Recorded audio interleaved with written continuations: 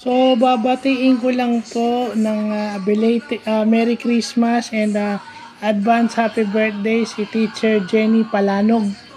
Isa po sa pinakamabait kong katrabaho, pinaka-understanding na katrabaho na willing makinig sa akin pagka medyo ako'y may problema. Isa sa mga biggest advisor ko at maasahang katrabaho.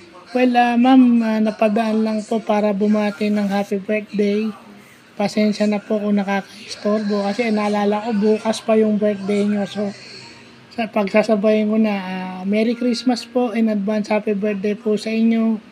Lalo na kay Beans at saka kay Jel.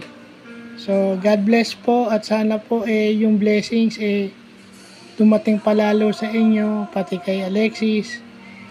Sana po medyo panatag na kayo dahil nakakapagpahinga na po kayo. Deserve nyo po yan kasi matagal kayong nagsakripisyo as a teacher.